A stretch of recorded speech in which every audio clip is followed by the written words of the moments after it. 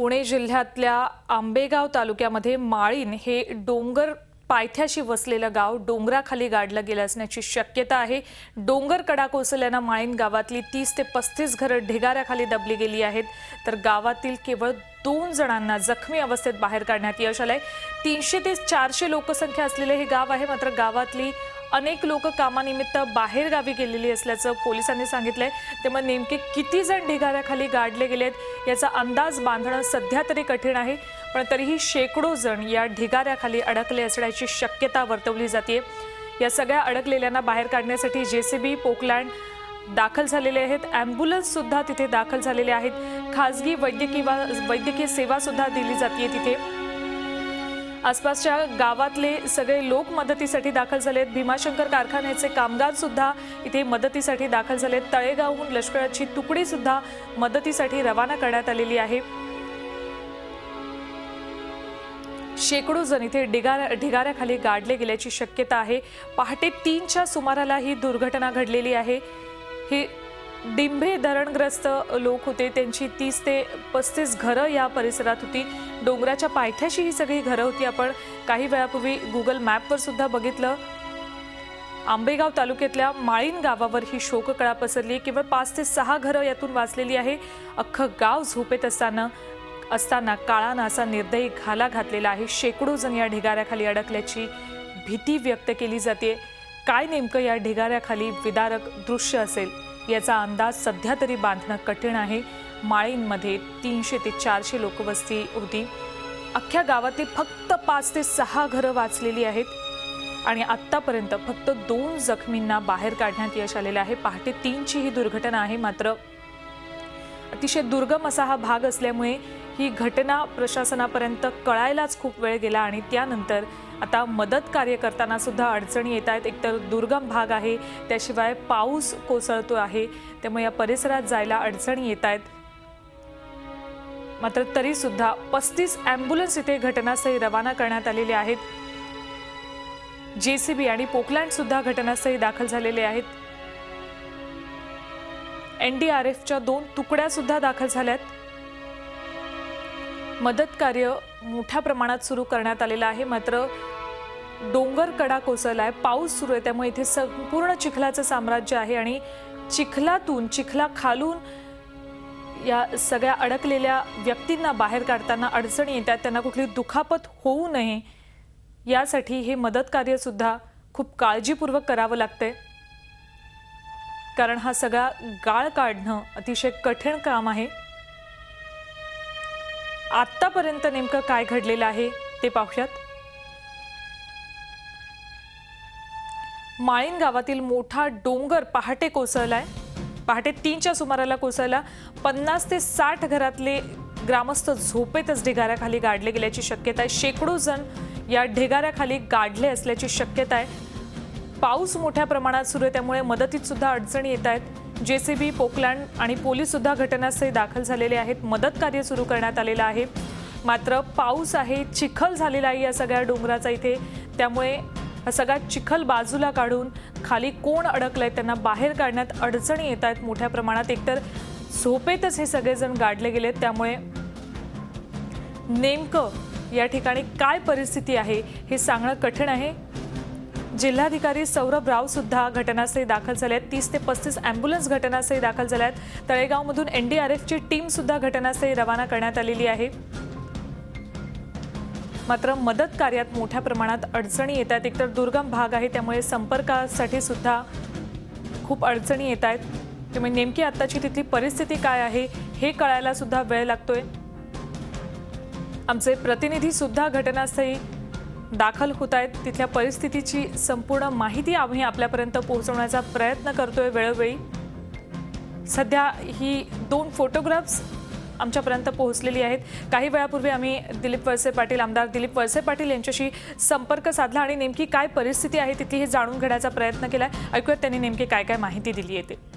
ही अतिशय दुर्दैवी घटना आहे। मला सकाळीच बातमी मुंबईमध्ये कळाली, मी अजूनपर्यंत त्या ठिकाणी पोहोचू शकलो नाही, परंतु संपूर्ण माझा संपर्क तिथल्या सर्व यंत्रणांशी आहे सकाळीच मला बातमी कळाल्याबरोबर त्याच्यामध्ये जिल्हाधिकारी, महसूल आयुक्त, जिल्हा पोलीस प्रमुख आणि सर्व शासकीय यंत्रणा, वैद्यकीय यंत्रणा सगळ्यांना त्या ठिकाणी रवाना करण्यात आलेलं आहे.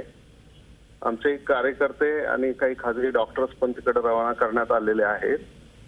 सगळ्या त्या ठिकाणी खूप मोठ्या प्रमाणामध्ये या सगळ्या कड्याचा मलबा खाली आलेला असल्यामुळे किमान 50 ते 100 लोक त्याच्या खाली अडकले असण्याची शक्यता नाकारता येत नाही.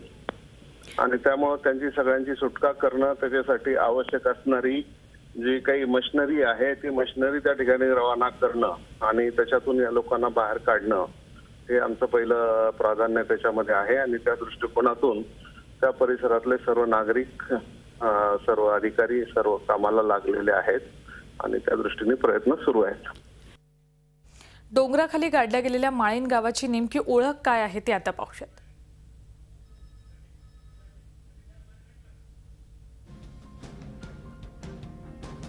नेमकी ओळख काय आहे या माळीण गावाची ते पाहूयात. माळीण हे आंबेगाव तालुक्यातलं गाव आहे. 350च्या आसपास लोकवस्ती आहे या गावात. डिंभे धरणातील विस्थापितांच्या पुनर्वसनामुळे माळीण गाव बसलंय. मुख्यतः आदिवासी शेतकरी या गावात राहायचे. आता नेमकी त्यामुळे तिथे काय परिस्थिती असेल याचा अंदाज बांधणंही कठीण आहे. आंबेगाव तालुक्यातलं माळीण हे गाव. 350च्या आसपास इथे लोकवस्ती होती असं आता म्हणावं लागेल, कारण नेमकी काय परिस्थिती आहे आत्ताच सांगता येणं कठीण आहे. दुर्गम भाग आहे. डिंभे धरणाचे सगळे धरणग्रस्त जे होते त्यांच्यासाठी हे माळीण गाव बसवण्यात आलेलं होतं. डोंगराच्या पायथ्याशी हे गाव होतं. त्यामुळे मुसळधार पावसानं 2 दिवस सतत जो मुसळधार पाऊस सुरू होता त्यामुळे डोंगर कडा कोसळला आणि संपूर्ण गाव या डोंगराच्या चिखलाखाली गाडलं गेल्याची भीती व्यक्त केली जाते. पुणे जिल्ह्यातल्या आंबेगाव तालुक्यात डोंगर कडा कोसळल्यामुळे माळीण गावातली 30 ते 35 घरं ढिगाऱ्याखाली दाबली गेली आहेत. 750 लोकवस्तीचं हे गाव आहे. या गावातले काही लोक कामानिमित्त बाहेर असतात, पण याची तीव्रता लक्षात घेता शेकडो जण ढिगाऱ्याखाली गाडले गेल्याची भीती व्यक्त करण्यात येते. आतापर्यंत दोघांचे मृतदेह बाहेर काढण्यात यश आले. सततचा पाऊस आणि चिखल्यामुळे अडकलेल्या लोकांना बाहेर काढण्यात मोठे अडथळे निर्माण होत आहेत. मदतीसाठी आसपासच्या गावातल्या लोकांसह एनडीआरएफ आणि एमडीआरएफच्या 2 तुकड्या घटनास्थळी रवाना झाल्यात. तसंच 30 ते 35 अँब्युलन्स, जेसीबी, पोकलँडचा ताफा सुद्धा घटनास्थळी दाखल झालाय. तर गावातील केवळ 2 जणांना बाहेर काढण्यात यश आलेलं आहे. आदिवासी शेतकरी या गावात राहायचे.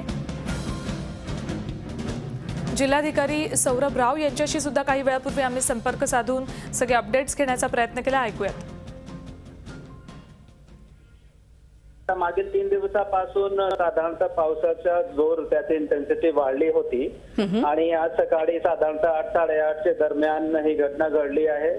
सध्या जे प्राथमिक चित्र आहे 35 ते 40 घरे आहेत जे पूर्णतः ते दबलेले आहेत दगड कोसळून. आमची प्राथमिक टीम तिथे पोहोचली आहे. याचे व्यतिरिक्त 30 ते 35 अँब्युलन्स आम्ही गावात दाखल केलेला आहे. जेवढे आजूबाजूचे हॉस्पिटल्स आहेत त्यांना अलर्टवर ठेवला आहे. ससून हॉस्पिटलमध्ये पूर्ण वॉर्ड राखीव ठेवला आहे. याचे व्यतिरिक्त नॅशनल डिझास्टर रिलीफ फोर्स ज्याच्या बेस आमच्याकडे तळेगाव दाभाडेमध्ये आहेत त्यांना रवाना केला आहे. ते सुद्धा तिथे पोहोचले आहेत. महाराष्ट्र डिझास्टर रिलीफ फोर्स त्यांचा 6 टीम्स पिंपरी चिंचवडतून आम्ही रवाना केलेला आहे. आणि एकंदरीत त्या आजूबाजूच्या भागात जेवढे पोकलँड आणि जेसीबीज आमच्याकडे शासकीय, खाजगी उपलब्ध आहेत, एखाद्या संस्थेकडे उपलब्ध आहे, ते सर्व मोबिलाइज केला आहे. याच्या व्यतिरिक्त तिथे जे गावामध्ये सध्या राहत असलेले लोक आहेत त्यांच्यासाठी पिण्याच्या पाण्याची व्यवस्था, त्यांच्यासाठी जेवणची व्यवस्था सुद्धा आम्ही करत आहोत. झी 24 तास रहा एक पाऊल पुढे.